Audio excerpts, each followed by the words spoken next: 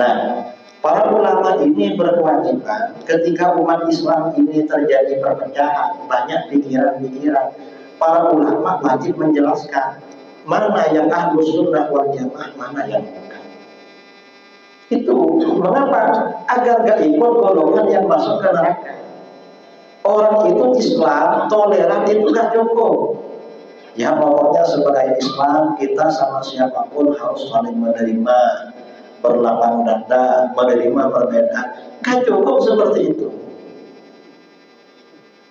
Masalahnya perbedaan itu ranahnya memang ditoleransi apa enggak di dalam agama. Kalau tidak ditoleransi menimbulkan perpecahan harus dijauhi. Itu namanya ikhtilaf. Wahabi masuk dalam ranah itu. Makanya saya sampaikan seperti itu apa adanya.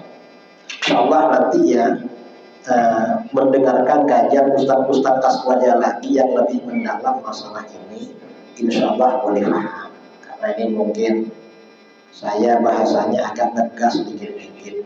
Para ahli, para ustaz, para buya, para guru yang saya muliakan dan saya hormati, jajaran pengurus BKN Masjid Al-Furqan yang juga saya hormati, para jamaah kaum muslimin dan muslimat yang berbahagia, yang saya banggakan dan saya cintai.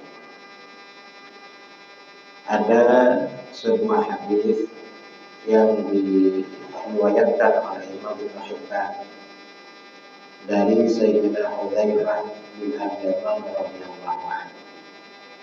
Rasulullah Shallallahu Alaihi Wasallam bersabda, ini gambaran tentang akhir zaman yang harus kita waspadai dan jarang atau hampir tidak pernah disampaikan oleh ustaz-ustaz akhir zaman.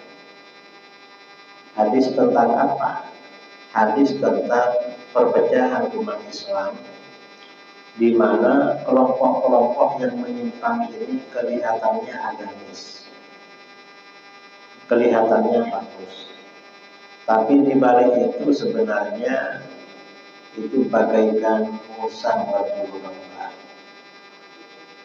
Dalam sebuah hadis Rasulullah SAW bersabda, innama atakhawwafu alaikum rajulun qara'al Qur'an.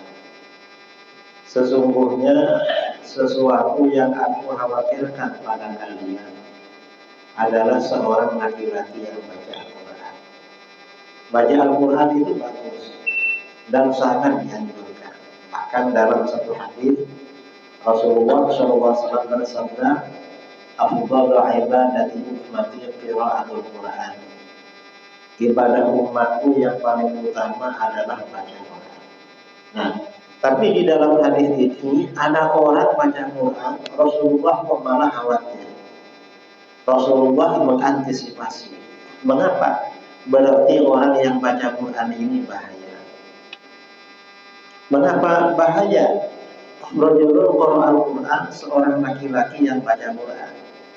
Hatta idza ru'iyat bahjatuhu 'alaihi, hingga ketika orang ini kelihatan indah karena Al-Quran. Kok indah karena Al-Quran? Baca Al-Qurannya bagus, suaranya merdu, mungkin hafal Al-Quran.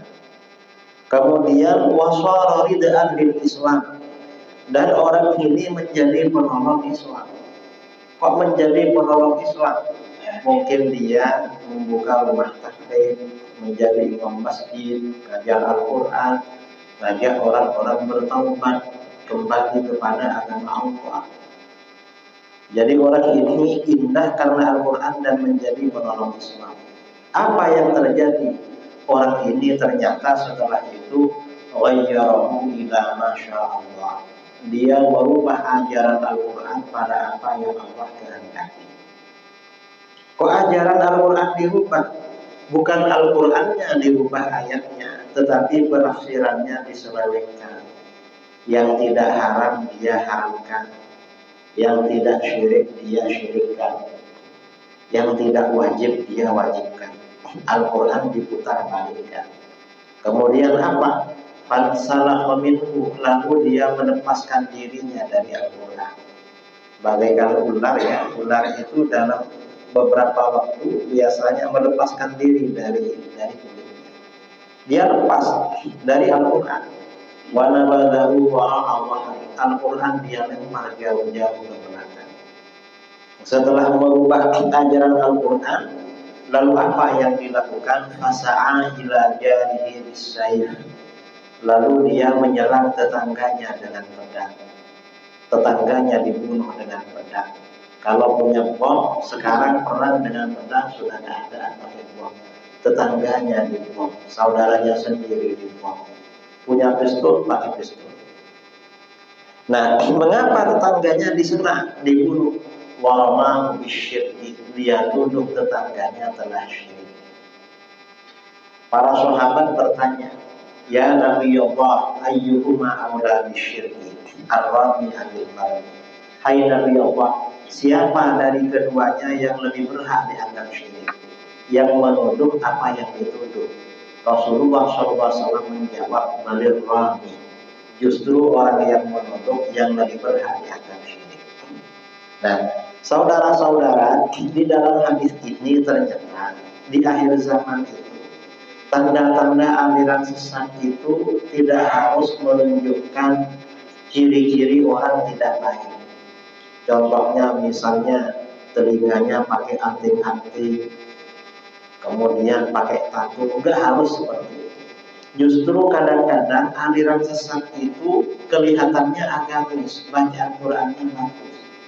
Cuma orang ini mengkafirkan orang, mensyirikkan orang. Mengapa mensyirikkan orang? Ajaran Al-Quran dirubah olehnya, disalahartikan. Ini tersesat karena Al-Quran. Kok bisa tersesat karena Al-Quran? Al-Quran sendiri memang menyampaikan yudhillu bihi katsiran wa yahdi bihi katsiran. Allah sesatkan banyak orang dengan Al-Quran, dan Allah beri hidayah banyak orang dengan Al-Quran. Al-Quran ini kalau yang baca orang sesat, dicari-cari ayat-ayat untuk membenarkan kesesatannya dan mengajak orang lain tersesat. Tapi kalau yang membaca orang alim, orang yang mengikuti Ahlus Sunnah wal Jamaah, pemikirannya lurus. Nah, ini kelompok mana ini mengkafirkan orang pakai Al-Quran? Orang Wahabi, orang Salafi Wahabi. Ini saya merasa perlu mengingatkan saudara-saudara tentang bahaya Salafi Wahabi, karena di Pekanbaru ini berat. Di Sumatera ini, di Indonesia, Salafi Wahabi yang maju itu di Sumatera. Dan di Sumatera, Salafi Wahabi ini yang maju segitiga emas. Cuma segitiga aja, emasnya nggak ada. Di mana? Ya, Riau, kemudian ke selatan Minang, kemudian ke timur Jambi. Ini maju. Bahkan kemarin teman-teman di Padang, ya, di Sumbar, gelisah cemas bilang pada saya, di sini orang Salafi Wahabi mendirikan perguruan tinggi sama pesantren, luasnya 23 hektar. Saya bilang di Pekanbaru lebih besar dari itu bangunannya dan terkenal banyak sekali. Bahkan tokoh-tokoh Wahabi yang tidak betah di Jawa pindahnya ke Pekanbaru. Nah, Wahabi ini mengkafirkan orang atau menyesatkan orang biasanya merubah Al-Quran. Kalau nggak merubah Al-Quran, merubah hadis. Kalau nggak merubah hadis, ngarang-ngarang dalil. Ini contoh ya, perbedaan kita dengan Wahabi. Orang Wahabi ini mensyirikkan, mengkafirkan orang yang bertawassul atau bertabarruk atau beristighatsah. Tawassul itu artinya berdoa kepada Allah cuma disertai dengan menyebut atau menyeru nama seorang nabi atau seorang wali. Tujuannya agar doa kita cepat dikabulkan. Kalau kita mengatakan dianjurkan, mengapa? Diperintahkan di dalam Al-Quran. Ya ayyuhalladzina amanu taqullaha wabtaghu ilaihil wasilah. Hai orang-orang yang beriman, bertakwalah kamu kepada Allah dan carilah wasilah menuju Allah. Wasilah itu artinya perantara. Saya 3 hari lalu berangkat dari Surabaya ke Pekanbaru. Coba saya jalan kaki, kira-kira sudah sampai apa belum ke Masjid Al-Quds? Gak sampai. Mungkin masih di Jawa Timur sana. Akhirnya apa? Saya naik pesawat langsung dari Surabaya ke Pekanbaru. Ternyata dari Surabaya ke Pekanbaru ditempuh dalam waktu 2 jam 15 menit. Nah, pesawat ini namanya wasilah. Wasilah. Kita ini berdoa kepada Allah, doa kita dikabulkan oleh Allah. Cuma walaupun dikabulkan, barang itu dikeluarkan pada kita kan terserah Allah.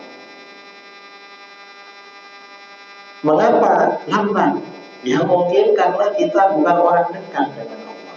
Kok bukan orang dekat? Kalau orang itu dekat kepada Allah, saudara, gak perlu berdoa. Kalau orang dekat kepada Allah, bilang aja, izin aja dikasih oleh Allah. Di Jawa itu dulu ada istrinya Kiai Solehah. Kalau misalnya sekarang tidak lagi musim mangga, dia ingin mangga, bilang sama pelayannya, saya ini kok ingin mangga ya. Tiba-tiba sebentar kemudian ada tamu mengantarkan mangga. Nanti gak musim durian, ingin durian, bilang sama santrinya, saya kok ingin makan durian. Tiba-tiba sebentar ada tamu ngantar durian. Jadi ingin itu cukup ngomong, dikabulkan oleh Allah. Ada yang lebih tinggi lagi, punya keinginan di hatinya itu terbersit, kok ingin ini, dikasih oleh Allah. Ada ulama besar namanya Imam Ibrahim bin Adham. Suatu ketika di hatinya itu ada keinginan makan roti dan minum susu. Kok ingin makan roti minum susu?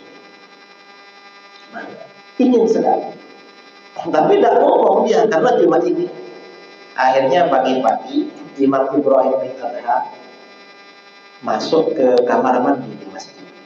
Ternyata kamar mandi itu ada 2, ada sebelah, ada beliau. Di sebelahnya ada orang mandi, beliau mandi di sebelah. Ternyata apa? Orang yang di sebelahnya ini bajunya dicuri oleh orang. Dicuri, dibawa lari.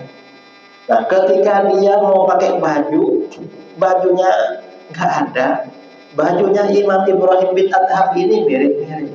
Kan bajunya orang dulu mirip-mirip kainnya. Dikira beliau ini yang mencuri. Begitu Imam Ibrahim keluar dari kamar mandi, langsung diteriaki, "Malik, Malik, Malik, ini mencuri baju saya." Akhirnya dipukuli di keroyok. Setelah dipukuli dan beliau diam, dipukuli di keroyok, akhirnya ada yang tahu, loh, ini Buya Ibrahim. Akhirnya mereka semua minta maaf Buya. Ada apa? Saya kok dipukul?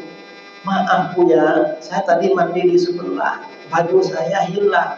Tak kira Buya. Loh enggak, katanya. Oh, saya kesini mandi. Akhirnya ada orang yang merasa kasihan sama Buya, diajak ke rumahnya. Sampai di rumahnya dikasih roti dan susu. Lalu apa kata beliau? Aduh, gara-gara ingin susu dan roti harus dipukul orang. Astagfirullah, mohon ampun pada Allah. Berarti saya ini gak boleh punya keinginan soal dunia. Beliau bertobat dari ingin seperti itu habis. Nah, artinya apa? Orang-orang besar itu ya punya keinginan kadang cukup ngomong. Kadang cukup ingin aja. Cuma walaupun dikabulkan oleh Allah, ada yang dikabulkan gitu aja, ada yang diberi tindakan. Mengapa? Karena mungkin orang ini makomnya terlalu tinggi, gak boleh hatinya menoleh pada dunia. Itu kalau orang-orang besar. Dan kalau orang-orang yang kecil ini berdoa berkali-kali, ingin apa? Datang sama Buya, sama Ustaz, saya ini ingin begini, gimana biar cepat terkabul? Akhirnya dikasih amalan, dibaca habis sholat tahajud. Sholat tahajud dia. Sholat tahajud 3 hari gak terkabul, 1 minggu gak terkabul, 10 hari belum datang, 20 hari gak, lama-lama gak tahajud. Kenapa? Makanya dibaca tengah malam terkabul. Ini udah 20 malam nggak terkabul. Nah, orang-orang yang seperti ini biar cepat terkabul itu perlu wasilah, bertawassul. Bertawassul itu artinya pakai perantara. Perantara itu di wasilah ya. Di dalam ayat tadi wabtalu ilaihi wasilah. Carilah perantara menuju Allah.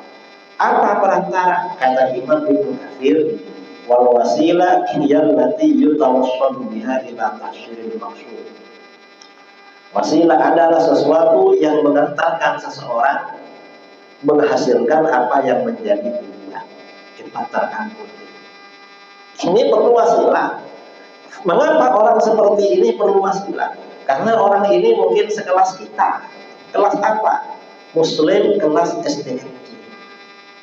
Saudara tahu STMJ, sholat terus tapi maksiat jalan. Waktunya ke masjid ya ke masjid, waktunya maksiat ya maksiat. Apalagi zaman sekarang saudara, maksiat tambah gampang. Gak keluar rumah bisa maksiat. Mengapa? Oh, HP-nya online terus. Entah apa yang dilihat. Ini zaman sekarang. Maka ini perlu wasilah. Dan wasilah ini tidak syirik. Karena memang ini ajaran Al-Quran. Wahabi mensyirikkan. Wahabi kok mensyirikkan orang bertawassul merubah Al-Quran? Mengapa Wahabi mensyirikkan orang yang bertawassul? Kata mereka, kata Wahabi, orang-orang musyrik ketika ditanya oleh Rasulullah SAW, mengapa kamu menyembah berhala, menyembah batu? Orang musyrik akan menjawab, ma na'buduhum illa liyuqarribuna ilallahi zulfa. Kami tidak menyembah berhala kecuali agar berhala-berhala itu mendekatkan kami kepada Allah sedekat-dekatnya. Nah, orang musyrik itu menyembah berhala untuk mendekatkan diri kepada Allah, sama dengan kamu bertawassul dengan nabi dan wali agar dekat kepada Allah. Orang musyrik kafir berarti kamu kafir juga. Ini kata Wahabi. Dan ini namanya merubah Al-Quran. Mengapa merubah Al-Quran? Karena orang musyrik itu kepada berhala sifatnya beribadah, menyembah. Makanya Al-Quran menggunakan diksi, menggunakan narasi, ma na'buduhum illa liyuqarribuna. Kami tidak menyembah, tidak beribadah kepada berhala kecuali agar berhala itu mendekatkan kami kepada Allah. Memang menyembah. Adapun orang muslim, orang mukmin, ahlus sunnah wal jamaah, kepada para nabi dan kepada para wali itu tidak menyembah, tetapi berwasilah. Wasilah berperantara. Wasilah itu perintah Al-Quran. Berdoa juga perintah Al-Quran, digabungkan. Dan ini pernah diajarkan oleh baginda Rasulullah SAW. Dalam hadis sahih ya, banyak kitab meriwayatkan dari sahabat Sayyidina Utsman bin Hunayf radhiyallahu anhu. Beliau bercerita, suatu ketika Rasulullah mengajar di rumah salah seorang sahabat. Tiba-tiba ada seorang laki-laki tunanetra, laki-laki buta datang. Ya Rasulullah, ud'u Allah an yakshifa basari. Hai Rasulullah, doakan pada Allah agar saya sembuh dari buta. Saya ingin bisa melihat. Ternyata apa? Rasulullah memberi dua opsi. Kata Rasulullah, in syi'ta sabarta fa huwa khairun lak. Kalau kamu mau, kamu yang sabar aja, biar buta. Itu lebih baik buat kamu. Kamu gak lihat maksiat, kamu dapat ujian, itu ibadah terus. Tapi wa in syi'ta da'awtu. Tapi kalau kamu mau ya aku doakan. Ternyata kata laki-laki ini, fada'awhu ya Rasulullah, doakan aja. Ternyata apa? Karena orang ini minta didoakan, ternyata oleh Rasulullah diajari doa. Kata Rasulullah, itil bidha'ah, kamu datangi tempat wudu, fa'ahsinil wudu, lalu kerjakan wudu dengan baik. Tsumma til masjid, lalu kamu ke masjid. Tsumma sholli rak'atain, lalu kamu sholat 2 rakaat. Tsumma qul, lalu kamu katakan, kamu baca doa ini. Apa doanya? Allahumma inni as'aluka. Tadi wudu, sholat, dan berdoa. Ini kan ibadah kepada Allah namanya. Allahumma inni as'aluka, ya Allah, sesungguhnya aku memohon kepadamu. Wa atawajjahu ilaika, dan berwasilah kepadamu, bertawassul kepadamu, berperantara kepadamu. Perantara dengan apa? Binabiyika Muhammadin, dengan nabimu Nabi Muhammad sallallahu alaihi wasallam, Nabi rahmah, Nabi pembawa rahmat. Nah, ini namanya bertawassul. Dia beribadah kepada Allah, berdoa kepada Allah, cuma berwasilah dengan Rasulullah. Setelah itu beristighatsah, menyeru Rasulullah, ya Muhammad, ya Nabi, ya Rahmat, wahai Muhammad, wahai Nabi pembawa rahmat, inni tawajjahtu bika ila Rabbi, sesungguhnya aku bertawassul, berperantara denganmu kepada Tuhan, fi hajati hari ini, mengenai hajatku ini yang ingin sembuh dari tunanetra, litubali, agar dikabulkan oleh Allah untukku. Allahumma syafi'hu fiyya, ya Allah, terimalah syafaat nabiku untuk diriku, wa syafi'ni fi nafsi, dan terimalah permohonanku untuk diriku sendiri. Nah, setelah laki-laki ini melakukan apa yang diajarkan oleh baginda Nabi SAW, berwudu, ke masjid, sholat hajat, baca doa, setelah itu datang ke tempat Nabi, sudah sembuh dari buta. Artinya apa? Bertawassul tidak syirik, beristighatsah tidak syirik. Rasulullah yang mengajarkan.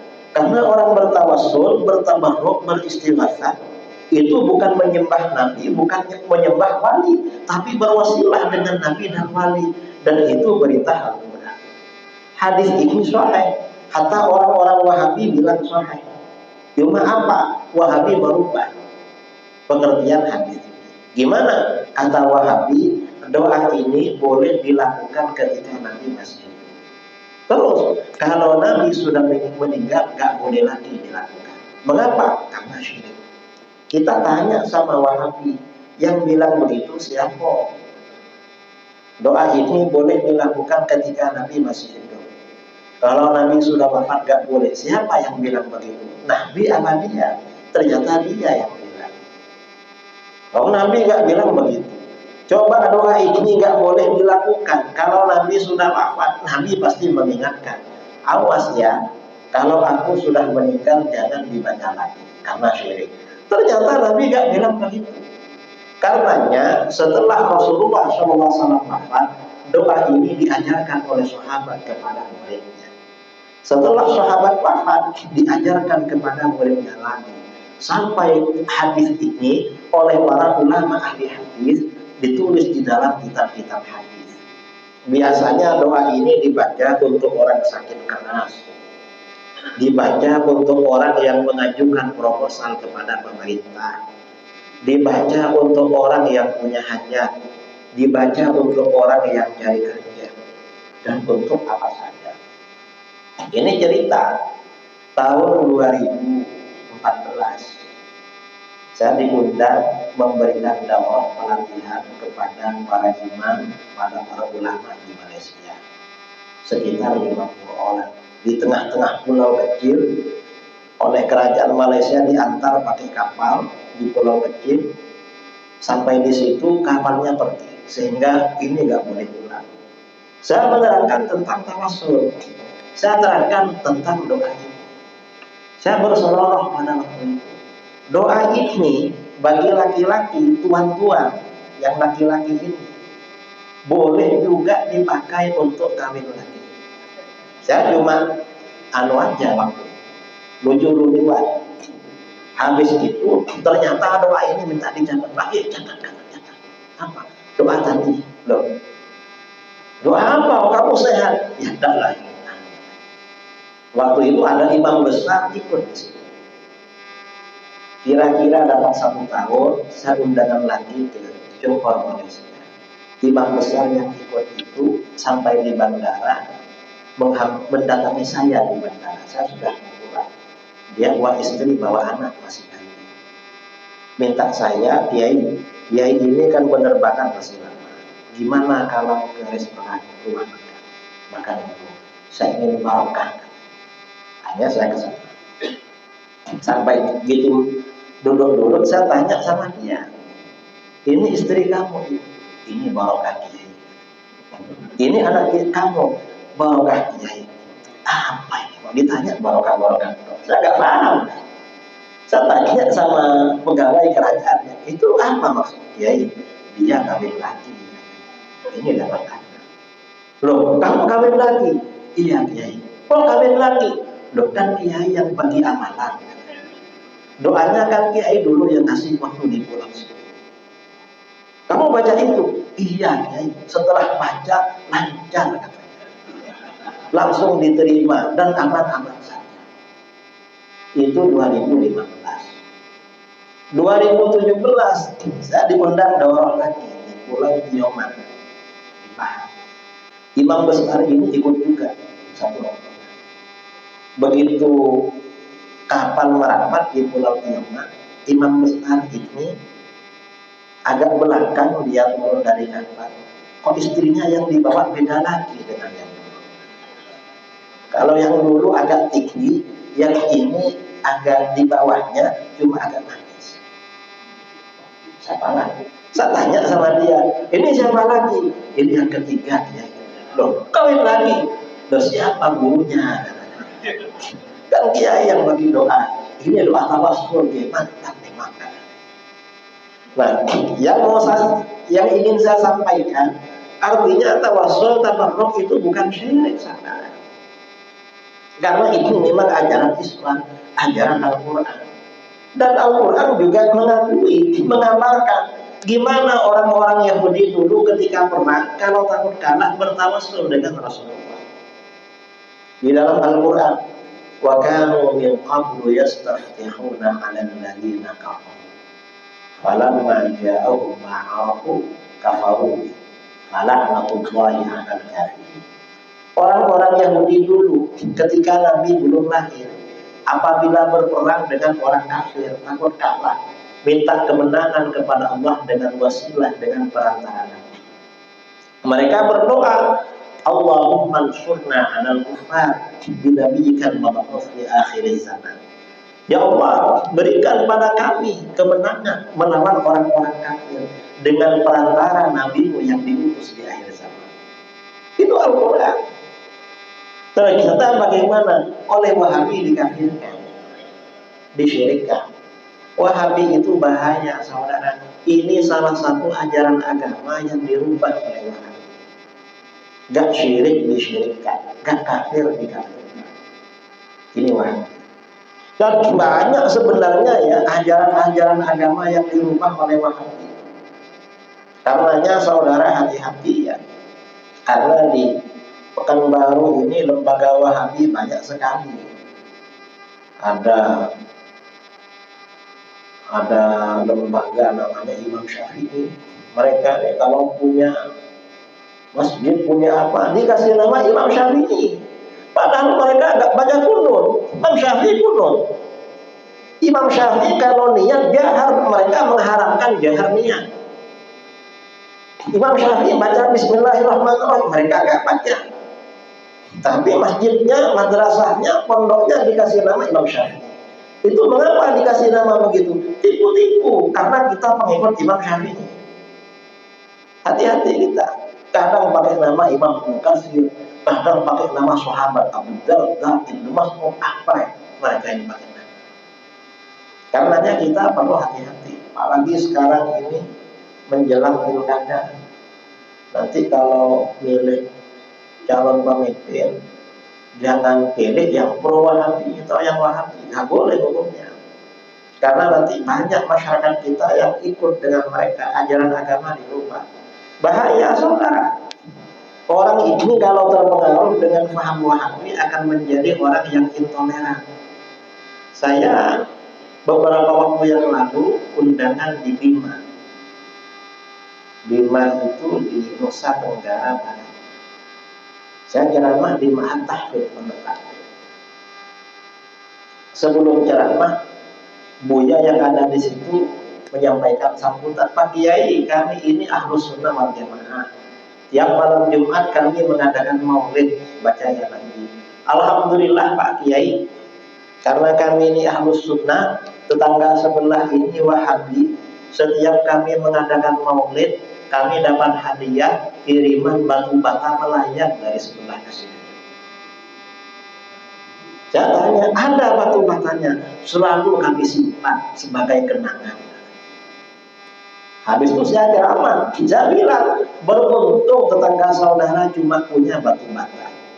Coba tetangga saudara punya bom, kira-kira dikirim apa enggak ke sini? Mungkin saudara enggak undang saya ke sini. Di Syria, di Irak, itu orang Wahabi. Umat Islam Ahlus Sunnah wal Jamaah turun di masjid, ditunggu di pintu. Ikut Wahabi apa enggak? Kalau enggak ikut, dipistol. Bahaya saudara. Karena mereka ini intoleran, merasa paling sunnah, padahal sunnahnya juz'i, yang lain ditinggal. Ciri-cirinya apa? Mereka ini biasanya sunnahnya cuma cingkrang. Saudara tahu cingkrang? Pakai celana, yang di atas di betis, tapi yang dipakai celana terus. Dikiranya Rasulullah tiap hari pakai celana. Memangnya Rasulullah pakai celana terus, warna hitam lagi. Kalau sunnah bukan cuma itu. Sunnah di dalam sholat itu pakai kopiah itu sunnah, pakai surban sunnah, pakai selendang di pundak sunnah, pakai baju yang rapi sunnah. Mereka ini pakai cingkrang, kadang bajunya pakai kaos pendek, nggak pakai rokok di atas, cuma bawahnya tok yang sunnah. Fokusnya sama dakwah mereka. Mereka ini memang merubah-rubah memang. Dan apapun, kalau mereka berbeda dengan mayoritas umat Islam, biasanya ajaran agama dirubah. Kita ini ya tadi habis sholat subuh, kita kalau habis sholat baca zikir kan keras, nyari. Kalau mereka enggak, habis sholat imamnya menghadap jemaah, bibirnya gerak-gerak. Kita enggak dengar baca apa. Karena enggak dengar, jemaahnya bingung mau ngapain. Hanya tolak-tolak, nunggu siapa yang turun duluan. Yang turun duluan akan diikuti oleh yang lain, termasuk imam. Nah, mengapa mereka gak zikir keras? Katanya zikir keras bid'ah haram. Loh, ini mereka namanya gak betul. Karena Rasulullah SAW di dalam nas-nas hadis ketika menjadi imam habis sholat, zikirnya paling keras. Sehingga para sahabat itu tahu bacaan apa saja habis sholat yang sunnah dianjurkan, yang dianjurkan. Rasulullah itu keras zikirnya habis sholat. Nah, jamaahnya keras juga di dalam Sahih Bukhari. Para sahabat itu zikirnya nyari, sama-sama nyari. Nah, ini orang sekarang kok zikir nyari, marah. Tapi kalau tetangganya bikin karaoke nggak marah. Ya marahnya kalau zikir aja. Dan mereka kalau sholat di masjid kita, lalu imamnya zikir keras, langsung pergi biasanya. Betul. Ada murid saya mantan Wahabi, saya tanya dia, kamu dulu waktu Wahabi, kalau bermakmum di Masjid Aswadnya, lalu zikir keras, kamu pergi? Iya, iya. Kenapa pergi? Karena itu hajat, bentuk protes terhadap imam yang munkar. Loh, masa habis sholat langsung protes? Ini mereka habis sholat emosi. Mestinya kan habis sholat hatinya tenang. Ini marah. Karena gak tahu. Padahal yang sunnah, makmum itu yang sunnah meninggalkan tempat sholat ketika imam berdiri. Karena di dalam Sahih Bukhari hadis dari Ummu Salamah radhiyallahu anha, fa idza qama Rasulullah sallallahu alaihi wasallam qama rijal. Apabila Rasulullah beranjak berdiri dari tempat sholat, baru jamaah laki-laki di belakangnya. Karenanya kata para ulama, oh berarti jamaah meninggalkan tempat sholat yang sunnah menunggu imam. Karenanya Imam Bukhari menulis bab tiwarin nas qiyamal imam al-ahad. Bab ini menjelaskan jamaah dianjurkan menunggu imam berdiri. Jangan berdiri duluan. Kalau imam makmumnya pergi duluan, itu namanya kurang adab. Apalagi makmumnya sedikit. Imamnya Ahlus Sunnah, makmumnya 3 orang Wahabi semua. Habis sholat langsung zikir nyaring. Begitu menoleh gak ada jamaah, kan kecewa ya. Nah ini mereka ini memang dirubah-rubah saudara. Kemudian apalagi kita ini habis sholat bersalaman. Kalau mereka gak ada salaman. Kalau diajak salaman kadang dipukul. Kadang mereka tersinggung. Saya di Bandung orang tanya, Kiai, ini orang Wahabi diajak salaman habis sholat malah tersinggung. Yang di Bogor enggak, yang ngajak salaman dipukul. Masa ngajak salaman dipukul? Ada enggak dalil memukul orang habis sholat? Mereka ini habis sholat memukul orang saudara. Saking zalimnya mereka ini. Kok habis sholat?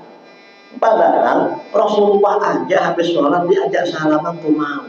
Mereka gak mau. Kita ini ikut Rasulullah lewat siapa? Jangan ikut Wahabi saudara. Walaupun mereka bikin apa saja namanya sunnah, bukan laundry sunnah, bukan apotek sunnah. Memangnya masa Rasulullah sudah ada apotek, sudah ada laundry? Kan gak ada. Yang bid'ah sama mereka dibikin sunnah. Ya sunnahnya mereka memang sunnah jualan. Ini mereka. Rasulullah itu habis sholat salam. Nah ini saudara-saudara beberapa hal yang perlu saya sampaikannya. Karena akhir zaman ini Wahabi ini parah, terutama di Pekanbaru di Riau. Karenanya kita harus saling mengingatkan dan harus waspada. Kalau punya anak atau tetangga punya anak, waktunya ngaji, waktunya sekolah, awas, jangan dimasukkan ke tempat-tempat mereka. Mengapa? Kalau masuk ke tempat mereka, gak lama kemudian jadi anak durhaka pada orang tua. Nauzubillah min. Hati-hati, gak boleh memasukkan anaknya ke tempat mereka, gak boleh. Karena dikasih racun pemikirannya, dikasih racun akidah. Kita harus menyelamatkan anak-anak kita. Anak-anak kita harus istiqomah di dalam ajaran Ahlus Sunnah wal Jamaah. Nah ini karena ini waktu sudah waktunya syuruk ya. Mudah-mudahan bermanfaat. Cuma sebelum ditutup mungkin ada yang mau ditanyakan, satu atau dua. Silakan Bapak Ibu yang ingin ditanyakan. Boleh.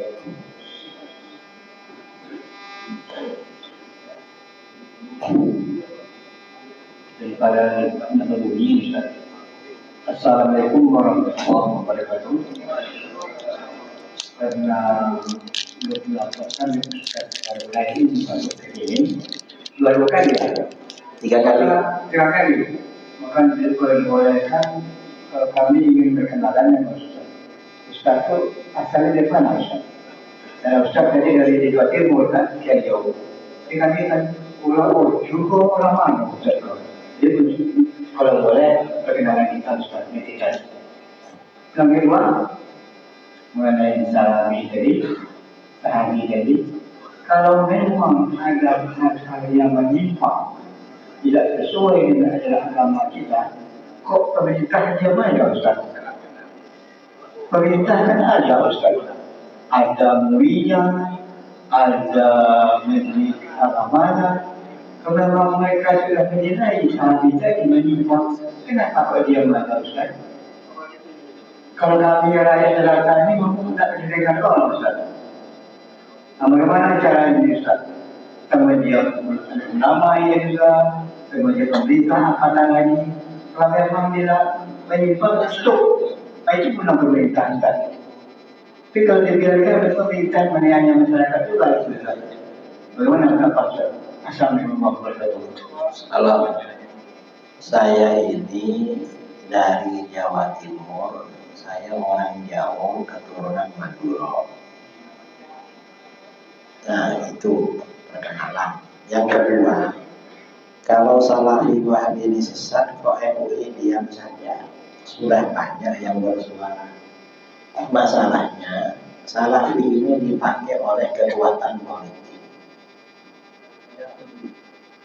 Yang membesarkan itu kekuatan politik global. Di belakangnya ada Amerika Serikat. Memang dana-dana minyak itu oleh Amerika dialokasikan ke Salafi Wahabi. Tujuannya untuk memecah belah umat Islam. Itu proyek global. MUI sudah banyak yang bersuara. Masalahnya memang 2015 saya tanya sama Kiai Ma'ruf Amin waktu beliau ketua umum MUI, Kiai, kenapa Wahabi tidak dihabisi di MUI? Karena di MUI waktu itu banyak Wahabi. Lalu kata beliau, lalu aja lah perjuangkan di bawah, karena di MUI pusat ini sedikit demi sedikit. Dan 2014 MUI Aceh sudah mengeluarkan fatwa tentang kesesatan Wahabi. Jadi gak semua. Tapi kalau Ustaz-Ustaz Pekanbaru seperti Ustaz Abdul Somad, Ustaz Zulhendri, Ustaz Allah dan kawan-kawannya kan sudah kencang kan soal Wahabi ini. Jadi gak perlu khawatir lah. Ini pertanyaan pertama. Pertanyaan terakhir.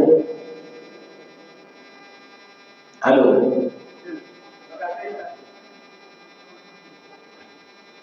Assalamualaikum warahmatullahi wabarakatuh. Sebelum Ustaz menyampaikan tausiah, kami juga menyampaikan. Sebelumnya juga ada salah satu Ustaz yang menyampaikan hal ini, dan itu lebih menyejukkan. Ustaz, mohon maaf ya Ustaz ya, soal Wahabi, soal Salafi gitu ya.